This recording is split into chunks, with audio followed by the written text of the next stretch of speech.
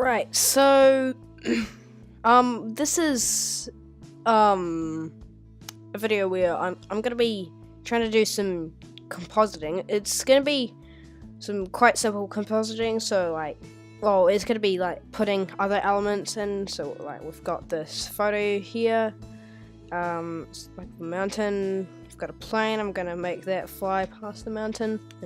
Yeah, so we'll just put that over the top, and as you can see, it isn't in the scene at the moment. So the first thing I'm gonna do is I'm gonna do the thing that is done, that is just like, it's just, you have to do it at some point, which is rotoscoping.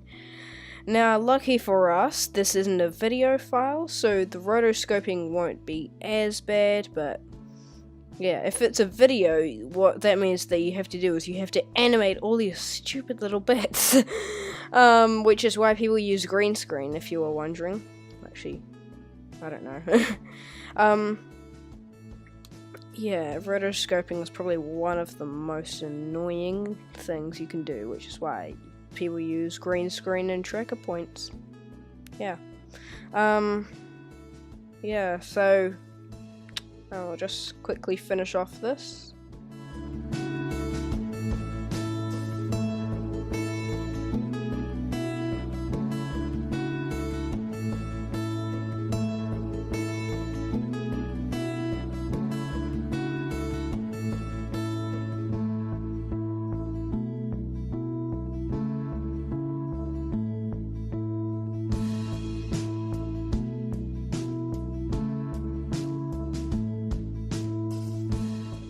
Well, as you can see, I am starting again, as Hitfilm has just crashed, which is wonderful. So, yeah, the first, also, what I'm gonna do, actually, is I'm gonna scale it up a bit, so it's gonna be, it's gonna go in, it's gonna have to cover the whole thing, so I'll just scale that up at the moment. Okay, so I'll just mask it out real quick again.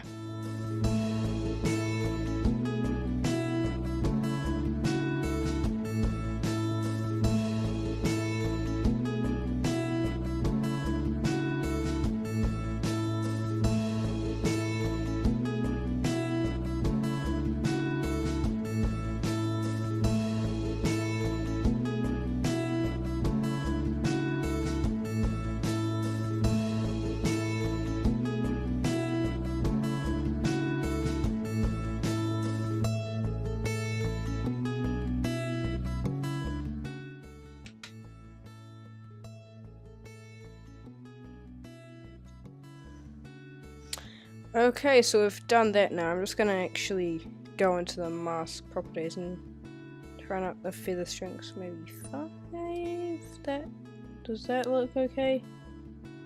That looks fine, really. It won't really matter, because now what we're gonna do is we need to hide that, and yeah, that's not gonna work. Hold on, right.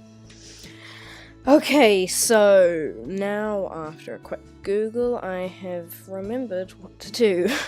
So basically, first of all, this is going to need to go behind the clip, and it sounds weird, but basically what we have to do now is we have to go into here, and it was in keying.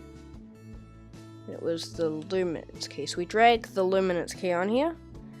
Basically, this does the opposite of what we want it to do at the moment. So we want to go key art brighter, and so yeah, already this looks great, but that's the only thing in the scene, and it doesn't quite match. So yeah, what we're gonna do with this, I'm just gonna actually, can I bring it down? Okay, yeah. Well, we'll leave it like that for now, but yeah, so as you can see, that moves around a lot. So that moves around, and it's we actually want, okay, actually I'm gonna have to, I don't know what I'm saying, I'm sorry, but we're gonna have to scale this up some more, just because the top part I was smart enough to cut off, which means that it's gonna go weird. So basically with this, now what we have to do is we have to go here. Well, actually, first of all, we need to go new land at a point. Okay, there we go, done, new point done. Okay, here we go. I'm talking too fast. I'm probably doing this all too fast, but whatever. Okay, so first what we want to do is we want to, gonna do, well, the clip doesn't really need anything, does it? Not really. It doesn't really need, I'm gonna do it. Yeah, we'll do single point. So, I don't know what's happened to this, but so, where's one bit that stays in the whole time? That, okay. I can put it onto here. So just find a bit in your clip that's going to stay on the whole time. Lucky for me, mine didn't really move around a lot, so it didn't really matter. So, and then we click this button here that means track 4. So basically tracking is, well, tracking really, it's just finding a part in your clip, and you want to, well, you find a part in your clip that stays in the whole time. And for me, mine didn't really, but it kind of did. And then you track it, and then basically what you can do after that is you can go layer, add that to the new point, which means that now, if we go back into the viewer, and we look at our new point, you can see our new point is on there. Which is cool and all, but that's not actually going to be visible. So what we use the new point for is we go here, and we apply that to the new point. So basically now, what happens is that this is following the entire clip. Now that's quite cool, and we could just leave it at there, but that, well, we couldn't really because this looks terrible. This doesn't fit the scene at all. So, first of all, what I'm gonna do, hold on, I don't have a sky yet. Hold on, I'm just gonna get a sky really quick. Okay, so I've now got the sky, so now we can also put that behind, and we can scale it up some more to get it in, and that's starting to look really, really good. But now, actually, hold on, I'm just going to go back into this mask settings, and I'm actually going to put up the feather strength a bit more. We'll put it at, say, 10. Is that looking better? Oh yeah, that looks great actually now.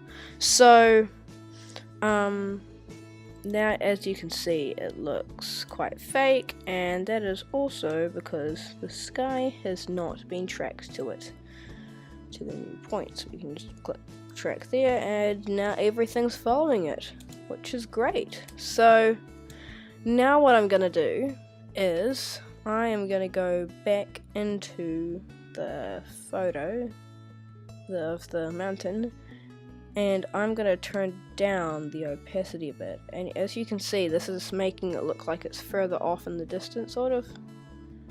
But don't want to do it too much, so you might want to put it at, say, maybe 70. Go 70. That looks great, but we still want to make it look more believable, so I'm actually going to put oh, hang on, no. So for this to work, actually, it's getting kind of confusing now. So I need to go duplicate on the sky layer and put this in front of the cloud layer. So now I'm gonna hide that, and I'm gonna go into this mask with the circle thing, and then put it over there, say. So now, if we show, we can see that part of that looks very, very weird. But now what we're going to do is we are going to turn down the opacity to something like maybe, say, 40. So now you can, as you can see, there is now still a giant circle. Well, actually, I'm going to put it up to, say, 60 maybe. That looks better. So now there's a giant circle in it still, so now we're going to turn up the feather strength of this. So, put it at something, we'll see what that looks like now. yeah, so as you can see, that just gives them a better effect, sort of. Yeah, I'm gonna go into the mask. I'm actually, gonna go here and I'm gonna make the mask even bigger, maybe something like that. And that is definitely now starting to look very good. So, yeah, I'm gonna go scale to fit. But now you can see that our scene doesn't really fit at all. So now we get to do this fun little thing called, what's it called again? Color correction. So now we're gonna get, I think it's color balance. Yeah, it's color balance. I don't remember now. Didn't remember in the last episode, but okay. So color balance. So we're gonna go. It's gonna be easier to do it over here. So we can go into shadows. We can turn up the red balance if we wanted to, but we don't. So we want to turn that down quite a bit. Green balance we could turn down a bit as well, and blue balance we want up a bit more, and this is already starting to blend in really well. Midtones, we're gonna kind of do the same thing, really. Just to sort of experiment. Every scene's gonna be different. It needs to be quite subtle though. So I think for the midtones, actually, I'm just gonna put it back to its original place. Whoop. Forwards. I can't remember. Back. I can't remember the command for going forwards. Yeah. So I'm just gonna turn up blue a touch more. Down green or up green? I can't tell if I need to do it. And turn red all the way down. Maybe if I don't know what this needs now, really. It's just. It looks good there. I think it has a touch of red, really. Like that much, maybe. I don't know. Turn that up to something like that. Then turn blue up quite a bit, because that's. Yeah.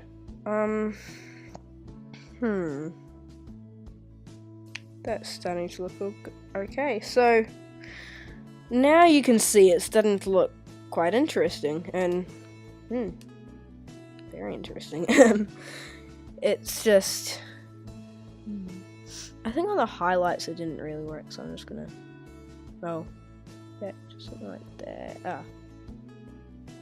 That one was good. There, yeah. It's just really about decision making. I'd like to spend longer on it, but it takes a long time to do. So now this is the fun part, okay? So basically what we're going to do now is we have this plane here. It's a Qantas one, but brand doesn't matter. Well, brand? I don't know, airline. Yeah, that's what they call it. It's Australian, so I don't like it. If you hadn't figured out already, I'm a New Zealander, so we don't like that. Why didn't I get any New Zealand one? Yeah. We get to do the fun rotoscoping thing again. Probably a lot of you actually do find it fun, but believe me, doing this on videos is amazingly painful. So yeah, you can apply this to really anything. I had to stop myself from doing a Star Wars thing because I know probably a lot of my viewers are sick of Star Wars on here, because that's literally one of the only things I've ever done on here. Star Wars. But yeah.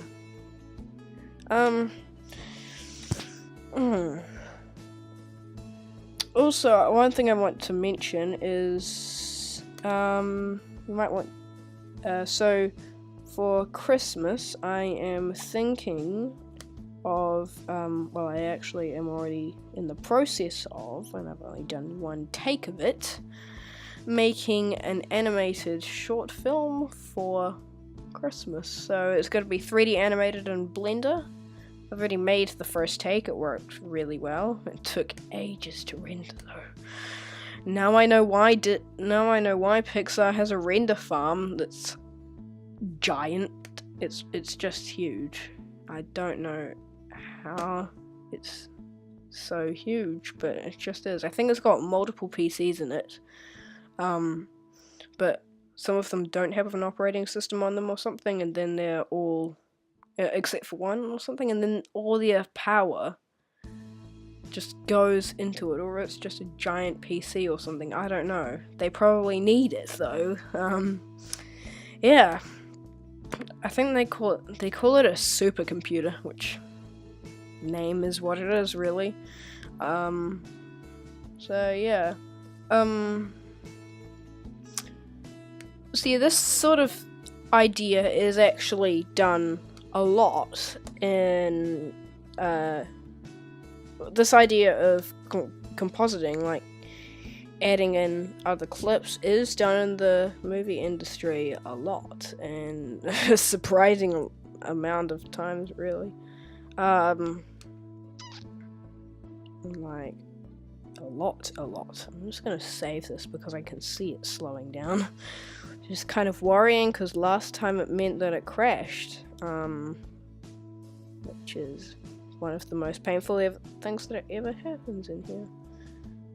So now we can do the last bits. There we go. It didn't crash. So here we go. We have our plane. Cool. Wow, that actually worked really well. Might actually do a bit of feather, because as you can see I missed a bit stuff, so I'm gonna do feather strengthening up to 5. That's all it really needs, honestly. And that's kind of too much, but doesn't matter. So now that just looks like a floating picture, which it is, really. So I'm just gonna actually apply that to the new point as well, just making sure everything's following and stuff. Oh, wait, hold on, this isn't the right one. Whoops. Okay, so I applied it to the wrong thing. I applied the footage to the footage, which is kind of a weird thing, really. If you ask me. So I'm just gonna go back into transform and turn down the opacity to say 60%. That looks good, I think. So now what we can do is we can just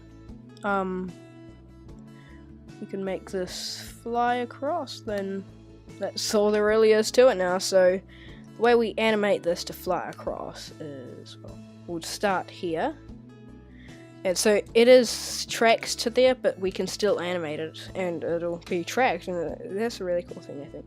So gonna just do position. So at the moment it's there. We will go to the end of the footage and the plane can be there. So we'll just watch through this now and it should look pretty good. But as you can see, that is very glitchy. It needs to be rendered first, but yeah, well, as they call it, previews. So basically, when you're previewing, you just click this little button and it just previews it for you. It takes a while to do, shorter than Blender, luckily, because that's, I don't know. Maybe it's because I'm using a MacBook to do it. Most ones just take about 1 second per frame. No, this takes about 10 minutes per frame, really. Something like that. I don't know what it is. Oh, I think it's actually 5 minutes per frame or something like that. Yeah, still pretty bad. I'm gonna put in now a fluffy cloud, so we can position it about there, maybe. I haven't actually done this thing, but I think it would actually make it better for this. I'm just gonna apply it to the new point. I'm gonna go into transform, and I'm actually gonna turn down the opacity, which I think should make it better. Material. I'm gonna see if I can change the color of this. Oh yeah, color. So yeah, there you go. So might change it to a lighter white. Change it to green. Yeah. Okay. Whoa. That's quite green. Yeah, I'll just change it to one of that color. Let's try that then. That's quite grey, but emissive will go to white. What does that do? Yeah, it doesn't really change much at all. Yeah, we'll just keep it at that. I might turn the opacity off. Up, I mean. Transform opacity. Turn it up to something like that. That looks better. 93. That's a pretty good one. Okay. Now, so now we can see that it pretty much goes through a cloud. Yeah, I'm gonna put the cloud down further so it actually does go through it. Yeah, so it doesn't really fit the scene very well, but okay. With the cloud there. Yeah, I'll see if I can turn it back to the color it was. Because now it's just kind of grayer, so that's better. That looks a lot better. Maybe if I put some more in somewhere, in some places, so let's duplicate that. We could put it, say, there, maybe we'll have it at where it starts, just to give it some variety. I think, yeah, you could do more of that if you want, but yeah. So as you can see, that is quite laggy and stuff, but yeah, I think that looks great actually. I'm surprised it got that amount done. It's surprising when you look back at the clips and see just like how different it is now versus before. So yeah, this could take a while to render. I'll just speed up the clip now.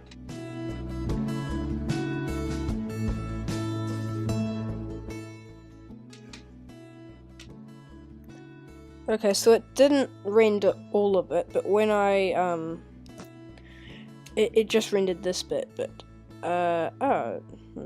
yeah. So it didn't render all of it, of course, but because it does that sometimes, but it's kind of annoying. But if I did what am I saying? If I export it, then it will render properly. But yeah, I just realized how big that mountain is compared to this hill. Like, this hill over here, that's actually a really big hill. Kind of. Not really, actually, but this mountain is giant. Actually, that's kind of the size that's kind of an accurate size, really. Yeah, I don't know. That's probably Mount Everest or something. Yeah.